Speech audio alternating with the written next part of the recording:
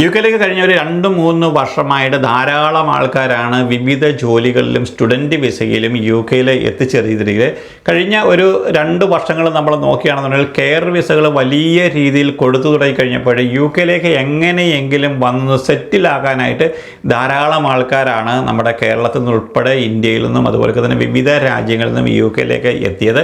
നമ്മൾ കണ്ടതാണ് കഴിഞ്ഞ ഒരു 2022-2023 വർഷങ്ങളിൽ 15 മുതൽ 20 ലക്ഷം രൂപ വരെ മുടക്കിയിട്ടാണ് കേരളത്തിൽ നിന്ന് വലിയ ക്വാളിഫിക്കേഷനുമായിട്ട് ഈ ഒരു ഡൊമസ്റ്റിക് കെയർ വിസകൾ പോലും ഒരു വിസ എടുത്തുകൊണ്ട് യുകെയിൽ വന്ന് സെറ്റിലാകാമെന്നുള്ള ആ ഒരു കാര്യം മനസ്സിൽ കണ്ടുകൊണ്ട് യുകെയിലേക്ക് എത്തിച്ചേർന്ന് നമ്മൾ 2023 അവസാനമൊക്കെ ആയപ്പോഴേക്കും ഈ ഒരു ഡൊമസ്റ്റിക് കെയർ വിസയിൽ വന്നിട്ടുള്ള ആൾക്കാർ ഇവിടെ വന്നിട്ട് നരക തുല്യമായ ജീവിതമാണ് ഇപ്പോൾ അവർ നയിച്ചുകൊണ്ട് വന്നു. യുകെയിലേക്ക് എത്തിയിട്ടുള്ള മിക്കവാറുമുള്ള ഈ ഒരു ഡൊമസ്റ്റിക് കെയർ വിസയിൽ വന്നിട്ടുള്ള ആൾക്കാരെല്ലാവരും തന്നെ നല്ല ക്വാളിഫിക്കേഷനുള്ള ആൾക്കാരാണ്.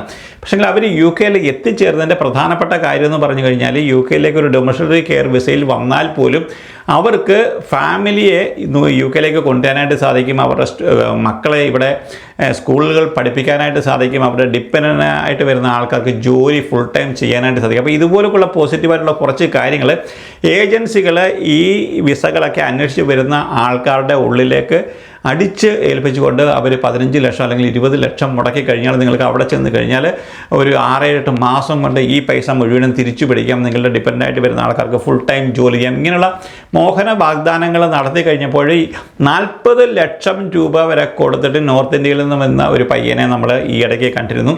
അപ്പോൾ അങ്ങനെ നമ്മുടെ നാട്ടിൽ നിന്ന് ഉൾപ്പെടെ ഓൾ ഇന്ത്യയിൽ നമ്മൾ നോക്കുകയാണെങ്കിൽ ലക്ഷക്കണക്കിന് രൂപ കൊടുത്തുകൊണ്ടാണ് ഈ ഒരു ഡൊമസ്റ്റിക് കെയർ വിസയിൽ യുകെയിലേക്ക് എത്തിച്ചേർന്നത്. ഈ ഒരു 2023 അവസാന ഘട്ടമൊക്കെ ആയപ്പോഴേക്കും ഈ ഒരു ഡൊമസ്റ്റിക് കെയർ വിസകളിൽ വന്നിട്ടുള്ള ആൾക്കാർക്ക് ഇവിടെ വന്നതിന് ശേഷം ജോലി ലഭിക്കുമോ, അല്ലെങ്കിൽ വന്നതിന് ശേഷം അവരുടെ വിസ ക്യാൻസലാക്കുമോ, അവരുടെ പറഞ്ഞ ജോലി കിട്ടാതിരിക്കുമോ, ഇങ്ങനെയുള്ള വലിയ പ്രശ്നങ്ങൾ കൂടിയാണ് ഇവരിപ്പോൾ കടന്നു പോകുന്നത്. യുകെ ഗവൺമെൻറ് ഇപ്പോഴും എല്ലാ നിയമങ്ങളും കർക്കശമാക്കിയിരിക്കുകയാണ്. നമുക്കറിയാം ഈ ഒരു ഏപ്രിൽ മാസം വന്നതോടുകൂടി പല നിയമങ്ങളും ഇവിടെ പൊളിച്ചെഴുതി. ഇനിയിപ്പോൾ യുകെയിലേക്ക് വരുന്ന ആൾക്കാരുടെ കാര്യം എന്ന് പറഞ്ഞു കഴിഞ്ഞാൽ കുറച്ച് ബുദ്ധിമുട്ടിൽ കൂടിയാണ് ഇപ്പോഴത്തെ ഒരു അവസ്ഥയിൽ കടന്നു പോകുന്നത്.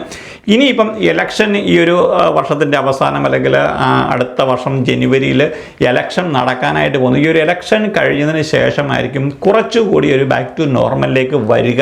നമ്മൾ കഴിഞ്ഞ ദിവസം ഇവിടെ നടന്ന വലിയ ഒരു സംഭവം എന്ന് പറഞ്ഞു കഴിഞ്ഞാൽ യുകെയിലെ 2 ഫാക്ടറികളിൽ നിന്ന് ഇവിടുത്തെ എൻഫോഴ്സ്മെൻറ്റ് ഉദ്യോഗസ്ഥർ, ഹോം ഓഫീസ് എൻഫോഴ്സ്മെൻറ്റ് ഉദ്യോഗസ്ഥർ റെയ്ഡ് നടത്തി 12 ഇന്ത്യക്കാരെ അവർ അറസ്റ്റ് ചെയ്തു എന്നുള്ളൊരു വാർത്തയാണ്. നമുക്കറിയാം ഈ ഒരു ഡൊമസ്റ്റിക് കെയർ വിസകളിലൊക്കെ വന്നിട്ടുള്ള ആൾക്കാർ ഒന്നുകിൽ ഇവിടെ വന്നതിന് ശേഷം അവരുടെ വിസ നഷ്ടപ്പെട്ടിട്ടുള്ള ആൾക്കാരുണ്ടോ, അങ്ങനെ ധാരാളം ആൾക്കാരാണ് ഈ ഒരു സ്റ്റുഡൻറ്റ് വിസയിലാണെങ്കിലും ഈ ഒരു ഡൊമസ്റ്റിക് കെയർ വിസകളിലൊക്കെ വന്നു കഴിഞ്ഞിട്ട് ഇവിടെ വന്നിട്ട് കഷ്ടപ്പെടുന്ന ആൾക്കാർ. അപ്പം അങ്ങനെ വന്നിട്ടുള്ള ഇല്ലീഗലായിട്ട് വർക്ക് ചെയ്തുകൊണ്ടിരുന്ന 12 ഇന്ത്യക്കാരെ അറസ്റ്റ് ചെയ്തു എന്നുള്ളൊരു വാർത്ത ഇപ്പോഴും പുറത്ത് വന്നു. 2 ഫാക്ടറികളിൽ ബെർമിംഗ്ഹാമിൻ്റെ അടുത്തുള്ള ടിപ്റ്റൺ എന്ന് പറയപ്പെടുന്ന ഒരു സ്ഥലത്തായിട്ടാണ് ഈ 2 ഫാക്ടറികളിൽ നിന്ന് ഒരു കേക്ക് ഫാക്ടറിയിൽ നിന്ന് 4 പേരെയും അതുപോലെ തന്നെ ഒരു ബെഡിങ് ഫാക്ടറിയിൽ നിന്ന് 7 പേരെയും മറ്റൊരു സ്ത്രീയെ ഒരു പ്രൈവറ്റ് ഹോമിൽ നിന്നും അറസ്റ്റ് ചെയ്തിരിക്കുക. അങ്ങനെ ടോട്ടൽ 12 പേരെ ഇപ്പോഴും ഹോം ഓഫീസ് എൻഫോഴ്സ്മെൻറ്റ് ഉദ്യോഗസ്ഥർ അറസ്റ്റ് ചെയ്തിരിക്കുന്നു എന്നുള്ളൊരു വാർത്ത ഇപ്പോഴും പുറത്ത് വന്നിരുന്നു. നമ്മളെപ്പോലുള്ള ആൾക്കാർ വളരെയധികം കെയർഫുൾ ആയിരിക്കണം യുകെയിലെ. കാരണം യുകെയിലെ നിയമങ്ങളെല്ലാം തന്നെ മാറിയിരിക്കുന്നു. മാത്രമല്ല അവരുടെ ഏറ്റവും വലിയ കാര്യമെന്ന് പറഞ്ഞു കഴിഞ്ഞാൽ ഇപ്പോഴേ നെറ്റ് മിഗ്രേഷൻ കുറയ്ക്കുക എന്നുള്ളതാണ്. അപ്പോൾ ആ ഒരു നെറ്റ് മിഗ്രേഷൻ കുറയ്ക്കുന്നതിൻ്റെ ഭാഗമായിട്ട് ഗവൺമെൻറ് സ്ട്രിക്റ്റ് ആയിട്ടുള്ള നടപടികളാണ് ഇപ്പോഴേ കൈക്കൊള്ളുന്നത്. അതിൻ്റെ ഭാഗമായിട്ടാണ് ഈ ഒരു ഹോം ഓഫീസ് എൻഫോഴ്സ്മെൻറ്റിലേക്ക് ധാരാളം റിക്രൂട്ട്മെൻറ്റുകൾ നടത്തിയിട്ട് പുതിയ ആൾക്കാരെ ഇപ്പോഴവർ റിക്രൂട്ട് ചെയ്തിട്ടുണ്ട്. നമ്മളെപ്പോലുള്ള ആൾക്കാർ യുകെയിൽ വന്നതിന് ശേഷം നമ്മളുടെ വിസ നഷ്ടപ്പെട്ടു അല്ലെങ്കിൽ നമ്മൾ മറ്റുള്ള ജോലികളിലൊക്കെ നമ്മൾ പോകുമ്പോൾ നമുക്കറിയാം യുകെയിൽ എത്തിയതിന് ശേഷം ഈ ഒരു ഡൊമസ്റ്റിക് കെയറിലൊക്കെ വിസയിലൊക്കെ വന്നിട്ടുള്ള ആൾക്കാർക്ക് മര്യാദയ്ക്ക് ജോലി ലഭിക്കാത്തതുകൊണ്ട് തന്നെ അവരുടെ കുടുംബത്തിന് അന്നത്തെ ആവശ്യത്തിന് പോലുമുള്ള പൈസ ഉണ്ടാക്കാനായിട്ട് ഇതുപോലുള്ള ജോലികളിലൊക്കെ ചെന്ന് പെട്ടുപോകുന്ന ഒരു സാഹചര്യത്തിൽ കൂടിയാണ് നമ്മൾ എല്ലാവരും കടന്നു പോകുന്നത്. അപ്പോൾ ആ ഒരു സമയത്താണ് നമ്മുടെ കഷ്ടകാലത്തിന് ഇതുപോലുള്ള റെയ്ഡുകൾ നടക്കുന്നതും. ഇൻ്റലിജൻസിൻ്റെ റിപ്പോർട്ട് പ്രകാരമാണ് ഇപ്പോഴീ ഒരു ഉദ്യോഗസ്ഥർ അവിടെ റെയ്ഡ് നടത്തിയത്. ഇങ്ങനെ പിടിക്കപ്പെടുന്ന ആൾക്കാരുടെ ഏറ്റവും പ്രധാനപ്പെട്ട പ്രശ്നമെന്ന് പറഞ്ഞു കഴിഞ്ഞാൽ ഇവരെ ഡിപ്പോർട്ട് ചെയ്യുമെന്നുള്ളൊരു കാര്യമാണ്. പക്ഷേങ്കിൽ ഈ അറസ്റ്റ് ചെയ്തിരിക്കുന്ന 12 പേരിൽ 8 പേരെ അവർ ജാമ്യത്തിൽ വിട്ടു. 4 പേരെ അവർ ഡിപ്പോർട്ട് ചെയ്യാനുള്ള പ്ലാൻ ഇപ്പോഴും നടത്തിക്കൊണ്ടിരിക്കുകയാണ്. നമുക്കറിയാം യുകെയിലെ ഒരു കാര്യമെന്ന് പറഞ്ഞു കഴിഞ്ഞാൽ കഴിഞ്ഞ 3-4 വർഷങ്ങൾക്ക് മുമ്പൊക്കെ ആയിട്ട് ഇതുപോലുള്ള റെയ്ഡുകളൊക്കെ നടത്തി പിടിക്കപ്പെട്ട് കഴിഞ്ഞ് ഇല്ലീഗലായിട്ട് പിടിക്കപ്പെട്ട് കഴിഞ്ഞാൽ അവർക്ക് ഒരു 10,000 രൂപയായിരുന്നു പെനാൽറ്റി ആ എംപ്ലോയർക്ക് വിധിച്ചിരുന്നെങ്കിൽ ഈ ഒരു ഫെബ്രുവരി മാസം 2024 മുതൽ അത് 3 ഇരട്ടിയായിട്ട് വർദ്ധിപ്പിച്ചിരിക്കുന്നു. ഇപ്പോഴ് 15,000 മുതൽ 45,000 പൗണ്ട് വരെയാണ് ഓരോ എംപ്ലോയറും ഇതുപോലെ കുറേ എംപ്ലോയിയെ അവരുടെ സ്ഥാപനത്തിൽ വർക്ക് ചെയ്യിപ്പിച്ചാൽ ഗവൺമെൻറ് പെനാൽറ്റി ആയിട്ട് വിധിച്ചിരിക്കുന്നത്. രണ്ടാമത്തെ പ്രാവശ്യമാണ് ഇവരെ പിടിക്കുന്നതെങ്കിൽ 60,000 പൗണ്ട് വരെയാണ് പെനാൽറ്റി. നമുക്കറിയാം ഇവിടെ ഒരു എംപ്ലോയിയെ നിങ്ങളെല്ലാവരും ഇപ്പോൾ ജോലി ചെയ്യുമ്പോൾ നമ്മൾ NHS ലാണെന്നുണ്ടെങ്കിലും ഇപ്പോൾ നേഴ്സിംഗ് ഹോമിലാണെന്നെങ്കിലും നമുക്ക് CRBയും കാര്യങ്ങളും ഒക്കെ ക്ലിയർ ചെയ്തതിന് ശേഷം നമ്മുടെ ഡോക്യുമെൻറ്റ്സുകളും വിസകളും പാസ്പോർട്ടും എല്ലാം പരിശോധിച്ചതിന് ശേഷമാണ് നമുക്കവർ ജോലി തരുന്നത്. പക്ഷേ ഇതുപോലെയുള്ള എംപ്ലോയേഴ്സ് എന്ന് പറഞ്ഞു കഴിഞ്ഞാൽ ഇങ്ങനെയുള്ള ആൾക്കാരെ അവരുടെ ഫാക്ടറികളിലോ അല്ലെങ്കിൽ അവരുടെ കമ്പനികളിലും നിയമിക്കുന്നതിൻ്റെ പ്രധാനപ്പെട്ട കാര്യം എന്ന് പറഞ്ഞു കഴിഞ്ഞാൽ ഒരു പക്ഷേ ഇവിടുത്തെ മിനിമം വേതനമായ 11.44 നിന്നും വളരെ തുച്ഛമായിട്ടുള്ള 7-8 പൗണ്ട് കൊടുത്തു കഴിഞ്ഞാൽ ഇതുപോലെയുള്ള കമ്പനികളിൽ അവർ ഇങ്ങനെയുള്ള ആൾക്കാരെ കൊണ്ട് നിയമിക്കുകയാണ്. അതിൽ നിന്ന് അവർ ലാഭം ഉണ്ടാക്കാൻ വേണ്ടി മാത്രമാണ് ഇങ്ങനെയുള്ള ആൾക്കാരെ നിയമിക്കുന്നത്. പക്ഷേ എംപ്ലോയേഴ്സിൻ്റെ കാര്യത്തിൽ നോക്കുകയാണെങ്കിൽ അവർക്ക് വലിയ നഷ്ടമാണ് ഉണ്ടാകാനായിട്ട് പോകുന്നത്.